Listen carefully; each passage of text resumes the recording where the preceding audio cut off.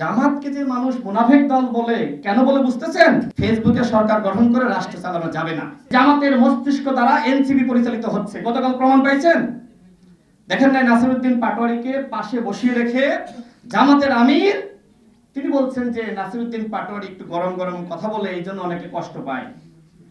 অথচ সংসদে দাঁড়িয়ে তিনি কি বলেছিলেন? যারা মাননীয় প্রধানমন্ত্রী এবং তার পরিবার নিয়ে কথা বলছে তিনি সমালোচনা করেছিলেন। জামাতকে যে মানুষ মুনাফিক দল বলে কেন বলে বুঝতেছেন? সংসদে মিষ্টি কথা, সংসদের বাইরে গণঅভ্যুত্থানের হুমকি, গালিগালাজ এবং গালিগালাজকে প্রমোট করা। এবং আরো দেখেন যে তিনি কি ভাষায় একজন এত বড় নেতা, বিরোধী দলের নেতা, তাই না? তিনি কালকে আমাকে নিয়ে কি ভাষায় কথা বললেন? জামাতের আমির আমাকে নিয়ে কথা বললেন যে প্রধানমন্ত্রী রাজনৈতিক সহকারী হিসেবে নিয়োগ পেয়েছে সচিব পদমর্যাদায়, এখন আর বিসিএস টিসিএস দেওয়া লাগবে না, এখন রাজনৈতিক দলের নেতা হইলেই হবে। তিনি একজন বিরোধী দলীয় নেতা, তিনি ভুলে গিয়েছেন যে আমার পথটাই রাজনৈতিক, আর আমি তো রাজনৈতিক কথা বলবোই। এখানে রুহুল কবির রিজভী ভাই আছেন, তিনি তো রাজনৈতিক উপদেষ্টা, তিনি কি বলবেন বলেন তো? তিনি রাজনৈতিক কথা বলবেন না? সরকারের বিরুদ্ধে যে চক্রান্ত ষড়যন্ত্র হচ্ছে, মন্ত্রীদেরকে গালিগালাজ করছে, মিথ্যা এবং প্রপাগান্ডা রাজনীতি প্রতিষ্ঠা করার চেষ্টা করছে, এই ষড়যন্ত্রকে মোকাবেলা করাই তো আমাদের দায়িত্ব। সুতরাং আমাদেরকে যদি এই ধরনের কথাবার্তা বলেন এবং আপনারা এত বড় পর্যায়ে থেকে এই সহজ জিনিসটা না বোঝেন, তাহলে আগামীতে রাষ্ট্র চালাবেন কিভাবে?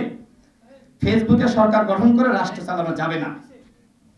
নির্বাচনের ফলাফল প্রকাশের আগে তো ফেসবুকে সরকার গঠন করেছিলেন এবং ডাক্তার শফিকুর রহমান প্রধানমন্ত্রী হয়েছিলেন। তিনি এখন বক্তব্য দিতে গিয়ে ভাবেন যে আমি তো আগামী প্রধানমন্ত্রী। সেই জায়গা থেকে এই ফেসবুকের প্রধানমন্ত্রী ডাক্তার শফিকুর রহমান এখন আবল তাবল বলছেন। তারপরে আরেকজন নেতা, মুক্তিযুদ্ধে তার অনেক ভূমিকা ছিল, কর্নেল অলি আহমেদ, তিনি গতকাল আমার মা বাপকে নিয়ে প্রশ্ন তুলেছেন। মায়ের এবং বাপের পরিচয় নাই। দেখেন 18 সালে আমি যে সময় জেলে গিয়েছিলাম, আপনারা সাংবাদিক ভাইরা সাক্ষী, আমার মা কি ঢাকার রাজপথে আমার জন্য আন্দোলন করে নাই? আমার পরিবারকে আন্দোলন করে নাই? আমার বাপকে আন্দোলন করে নাই? 18 সালে যদি কোটা সংস্কার আন্দোলন আমরা সফল না করতাম, আজকের বাংলাদেশে এই কর্নেল অলি আহমেদ আপনারা কথা বলতে পারতেন না, কথা বলার সুযোগ পেতেন না। আপনি এই সময় কোথায় ছিলেন? প্রথম আলো পত্রিকার নিউজ, আপনি জৈনব মাসুদ করিম নামের একজন গোয়েন্দা সংস্থার এজেন্ট, তার সাথে হাত মিলিয়েছিলেন। এবং এটি রুহুল কবির রিজভী ভাই তিনিও জানেন। আমরা যারা ফ্যাসিবাদ বিরোধী লড়াই করছিলাম, মূলত এক ধরনের আর্টিফিশিয়াল আন্দোলন তৈরি করছিল এবং সেই আন্দোলন বারবার ব্যর্থ করা হচ্ছিল, মূলত আমাদেরকে হতাশ করার জন্য, যে আন্দোলন করে তো আসলে শেখ হাসিনার পতন ঘটানো যাচ্ছে না। এই যে আমাদেরকে হতাশ করা, ব্যর্থ আন্দোলন করা, সেটি একটি গোয়েন্দা সংস্থার প্রজেক্ট ছিল, জৈনব মাসুদ করিমের প্রজেক্ট। এবং তিনি পরবর্তীতে কিন্তু এই অন্তর্বর্তীকালীন সরকারের সময় অ্যারেস্ট হয়েছেন। সেই গোয়েন্দা সংস্থার এজেন্ট মাসুদ করিমের ফাঁদে যে পা দিল, যে লেনদেন করলো, সেই কর্নেল অলি আহমেদ আজকে আমাকে নিয়ে প্রশ্ন তোলে। হ্যাঁ, আপনাদের 71-এর ভূমিকা আছে, কিন্তু 71-এর পর থেকে আপনার যে ভূমিকা সেটি অত্যন্ত দুঃখজনক।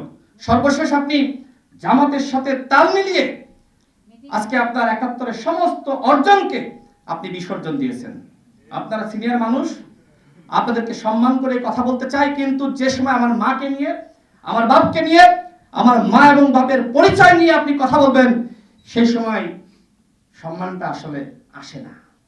তারপরে অসম্মান করে এখানে কোনো শব্দ বা বাক্য আমি এখানে বলি নাই, কিন্তু আপনাকে এতটুকু বলতে চাই, রাজনীতি করছেন, জীবনের শেষ সময়ে আছেন, মানুষকে কিছু দিয়ে যান, শিখিয়ে যান।